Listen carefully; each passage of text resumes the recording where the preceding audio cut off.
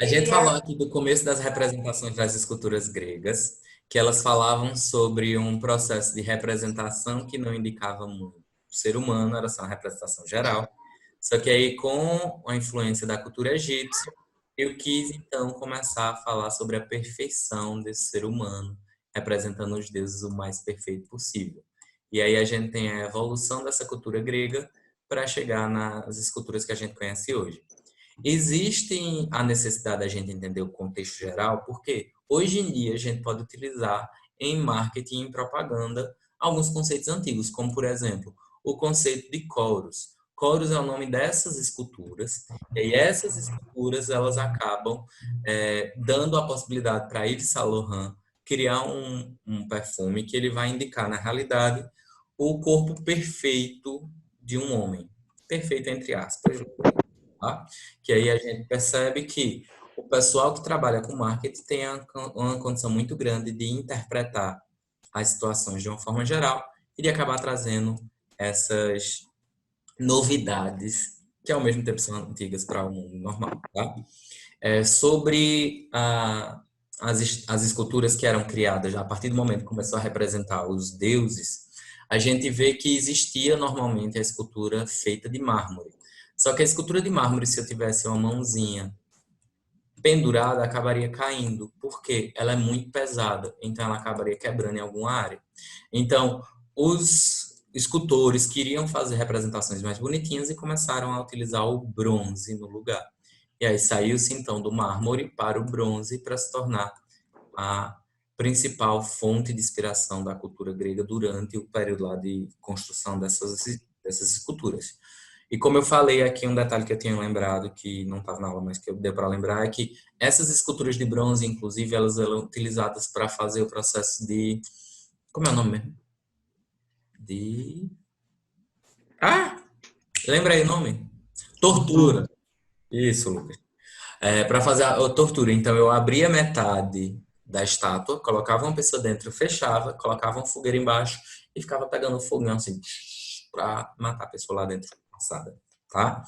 E aqui está o tamanho do Império Grego, essa parte verde inteira. E aí eu marquei aqui, ó, dois lugares na Turquia, onde possivelmente são uma coisa que a gente vai falar já já, ok? Vamos lá, continuando. Aqui. E aí eu comecei a falar também sobre os jarros, e nos jarros, outro tipo de representação da cultura grega, falei lá de Hércules, do desenho da Disney. Hércules, quem vai lutar contra os cantores? Hércules. E esses jarros, eles trazem representações. Essas representações podem ser do mais variado tipo. Eu posso ter uma representação diária, como, por exemplo, o plantio de alimentos ou o processo de corrida, como nas maratonas. Representação mitológica, como Centauros, Poseidon e Ícaro, quando subiu aos céus e acabou caindo, porque as asas dele derreteram. E eu também posso ter fatos históricos para demonstrar pessoas importantes, como Aquiles e Aquiles. Ajax jogando antes de uma das disputas mais conhecidas do mundo antigo, que a gente nem sabe se ela é verdade, ok? Então, antigamente se utilizava muito para guardar só os alimentos, e aí, com o passar do tempo, os gregos começaram, além de guardar os alimentos que tinha aqui, como se fosse uma coisinha fechando, além de guardar esses alimentos, eles também eram responsáveis por fazer o processo de representação de sua identidade. Então, eles mostravam os deuses que eles eram mais próximos, eles mostravam quais as identidades pessoais deles em cima desses jarros, tá? E continuando com a arte grega também, então, ó, eu tive as esculturas que traziam características do pessoal egípcio, eu tive os jarros que começaram a trazer a representatividade mais divina, e eu também tenho as colunas, que elas vão ser divididas em três momentos. Na realidade, dizem que o Coríntia nada mais é do que a jônica mais cheia de frescurinha, tá?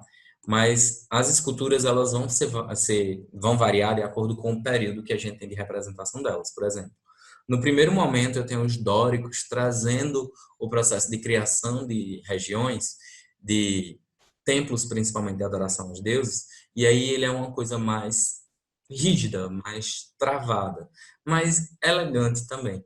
Isso era mais caracterizado para deuses masculinos, tá? Quando a gente vai para o jônico e para o coríntio, era mais voltado para os deuses femininos. Então, o jônico era uma coisa mais esbelta e cheia de detalhe, e o coríntia normalmente era dentro do interior. E aí ele tinha toda aquela ornamentação, o máximo possível. Inclusive, se vocês forem olhar algumas igrejas antigas, elas vão ter características muito do estilo jônico e coríntio, tá certo? Aqui do lado vocês estão vendo o templo de Atena, de Artemis e de Zeus, como eles foram idealizados e como eles deveriam ser. E aqui do lado, vocês vão ver agora como eles estão hoje, certo? Então, se a gente for olhar o Partenon, o momento que ele tinha antes era uma coisa perfeita, maravilhosa. Você percebe ali a fachada toda cheia de coisa, assim como o templo de Zeus em Olímpia, ou de Artemis lá em Éfeso, na Turquia. E hoje em dia o que a gente tem na realidade é quase tudo destruído. Por quê? Porque o tempo corrói as coisas e muitas guerras aconteceram em lugares e os templos não eram locais normalmente sagrados em que as pessoas iam. Eram locais normalmente em que os deuses eram cultuados, mas era só para levar o sacrifício para lá. Então, quando você queria cultuar o deus, você cultuava na sua própria casa, na natureza, de uma forma geral. O templo em si, ele só servia para ser uma morada dos deuses e não para você correr para lá toda hora, como se fosse uma igreja, tá? Esses templos antigos aqui que a gente percebe, eles de nada tinham a ver com as igrejas atuais que a gente consegue ver, tá bom? Outra coisa também que a gente vê que era muito relevante naquela época, deixa eu diminuir aqui porque senão não dá para ver, que é o Colossus na ilha de Rhodes, então eu tinha uma ilha e essa ilha todinha aqui, ó, era protegida por um vigia, que era esse cara. E aí esse Colosso, ele foi muito falado e tal, inclusive Lost acabou tirando uma das representações de da quinta temporada, se eu não me engano, do Colossus, então é uma coisa muito marcante para a sociedade hoje em dia, como também o Templo de Hefestos, que ele era próximo ao Partenon, ele era bem menor, e aí como era um templo masculino, era um pouco mais simples do que o de Atena, que era gigante, tá? A aula termina em 10 minutos. Deu bom, só que terminava mais tempo. Que ótimo. E aí a estátua de Zeus também lá em Olímpia, dentro do templo, que aí a gente vai observar isso daí. O problema é, o tempo passa e essas coisas elas simplesmente se deterioraram também. Então e o Colossus ele simplesmente só tem os pés. O templo de Hefesto, percebem que está bem preservado, porém não tanto assim, o teto dele quase não está existindo mais, a gente não tem mais aquelas qualidades que observava na frente. E a estátua de Zeus, que antes era dentro de Olímpia gigantesco, hoje a altura de um ser humano é mais ou menos essa daqui, comparado com a estátua de Zeus. Então a gente não tem mais essa original. Essa original foi perdida. Olha a altura das pessoas aqui. Ela foi destruída com o passar do tempo e hoje a gente só tem representações dela, tá?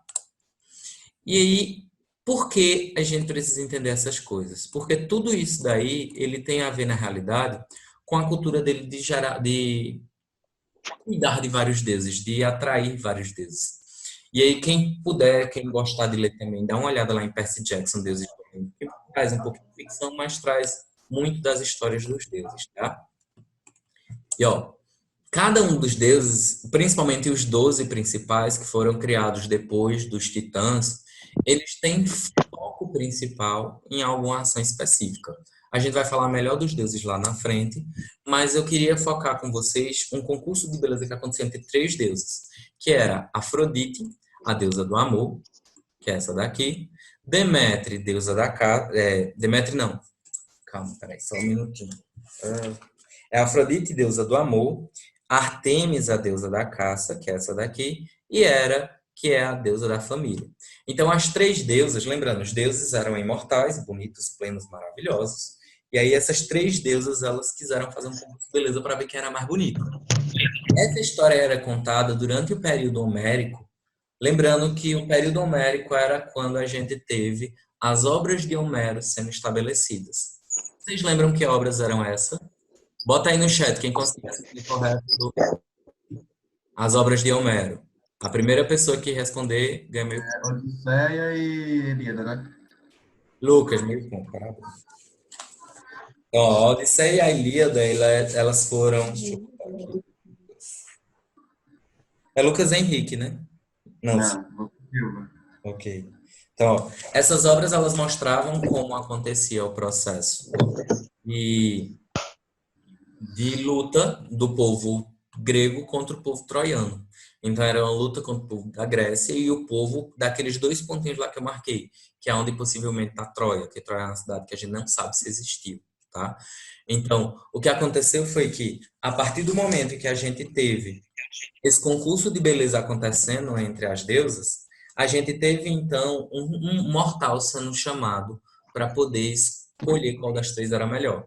E aí cada deusa dizia uma coisa, por exemplo, Artemis dizia: eu vou fazer com que você ganhe, por exemplo, Camarada da Caça, caças infinitas, você sempre vai ser protegido. Aí Hera fazia: eu vou conseguir fazer com que você tenha uma família protegida e tal. E aí, quem acabou conseguindo ganhar foi a Afrodite, que ela ofereceu para um carinha chamado Paris, para que ele dissesse que ela era a mais bonita, que ele dava a mulher, a mortal mais bonita para ele. E a mortal mais bonita era a Helena de Troia, que ela já era casada, inclusive. Ela era casada com um carinha chamado Agamenon. E Agamenon era o rei de Troia. E aí, como Afrodite Até prometeu o filme, né? Paris para ele conseguir a mulher, a mortal mais bonita, Afrodite enfeitiçou a cabeça de Helena e Helena saiu de vontade própria atrás de Paris. E aí, quando Helena sai com Paris, Agamenon fica com raiva e aí ele chama os irmãos. Entre os irmãos dele tem Menelau lá. E aí Menelau, não, mentira, não era Agamenon, não, Menelau. Agamenon é o irmão dele. Menelau, que era casada com Helena, que era casado com Helena, começa a briga com Pérez. Então eu vejo que Troia começa a brigar com a Grécia, principalmente com Esparta. E aí nisso a gente vê o desenrolar lá no livro Ilíada. E no livro Ilíada eles contam sobre um cavalo que foi dado, que até hoje a gente fala como os vírus, são chamados de cavalo de Troia, que é esse cavalinho daqui. E esse cavalo, ele foi, na realidade, onde todos os gregos, todos os espartanos, eles se colocaram. E aí, durante uma festa que Troia estava fazendo ao deus deles, que é Poseidon, e que tinha o cavalo como representante, acabaram dormindo, embriagados e tal, porque quando o Esparta deu a Troia esse cavalo, disse que, na realidade, era um presente dizendo que tinha Presente. na guerra, que não Um vinha. acordo de paz, né? Hã? Quer Tipo dizer? um acordo de paz, né? Era um acordo de paz. Tipo, ó, vocês ganharam, vocês estão com o deus mais protetor de todos, que é Poseidon, então toma aí o cavalo. E aí nisso, Só que acontece, não era. Troia acabar sendo invadida pelos soldados gregos. Quando anoiteceu, todos os troianos dormiram, acabou tendo a matança geral e acabou tendo essa representação de uma forma geral, tá? Aí, ó, quando a gente vai para Ilíada, a gente tem essa representação. Quando a gente vai para Odisseia, Odisseia é a história de Odisseu e acabou tendo que voltar depois dessa guerra de Troia. Quando quem venceu foram os gregos, ele tinha que voltar para a casa dele. Porém, como Poseidon, que era o deus de Troia e que era o deus que representava o cavalo, ficou com raiva porque eles usaram o nome dele para vencer a guerra, ele simplesmente ficava lá fazendo com que Odisseu ficasse se perdendo e não fosse achado em lugar nenhum. Tá? Então, durante todo o livro Odisseia, que é um livro deste tamanho gigantesco, Odisseu não consegue chegar na casa dele por conta de Poseidon que impede. E lembrando que aquelas partes de ilhas onde Troia possivelmente era, lá na Turquia, para chegar na Grécia, era um espaço bem grande, certo? Então, como não tinha essa possibilidade de chegar assim tão rápido, a gente vê o livro sendo chamado de Odisseia. E hoje em dia, quando a gente fala que é uma coisa muito grande, que demora muito tempo, então é uma odisseia que acontece. Ok? Deixa eu ver aqui.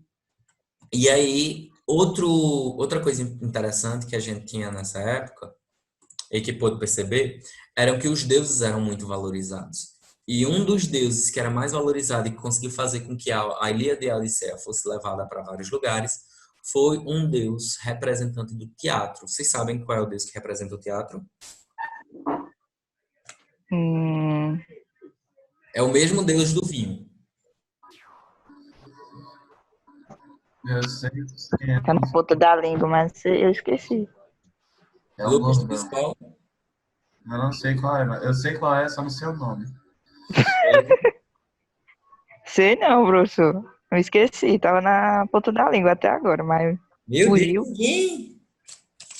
Ulisses, sei lá. Ulisses. Né? Hum, Chutei. bom chute. Ó, quando a gente tá falando dos deuses responsáveis pelo vinho, a gente tá falando de um carinha chamado de Dionísio. Ei, Dionísio, na realidade, tá? E aí ele digo. também é responsável pelo teatro. E como é responsável pelo teatro, a gente teve essa possibilidade da cultura grega ser passada cada vez mais. Dionísio começou então a ser tratado como o cara para organizar e para levar cultura para os outros lugares. Então, quando a gente vai olhando para a cultura grega em si, muito se deu dela graças unicamente à possibilidade de um carinha como Dionísio estar lá representando e estar lá fazendo a ligação entre os prazeres profanos do mundo e os deuses. Então, quando a gente fala de Dionísio de uma forma geral, a gente está falando de bacanal, a gente está falando de festas gigantescas regadas a muita carne, muito vinho e muito teatro. E principalmente a criação da tragédia e da comédia, que foi criada principalmente nessa época aí, que Dionísio acabou sendo bem cultuado, tá certo? E aí, ó, para a próxima aula da gente, a gente vai falar sobre os mitos gregos, para a gente poder entrar um pouquinho melhor neles e para a gente trabalhar também um pouquinho melhor a nossa cabeça para criar coisas novas, que a gente vai criar mais coisas aqui. Ok? Tranquilo, Tá pessoal? certo.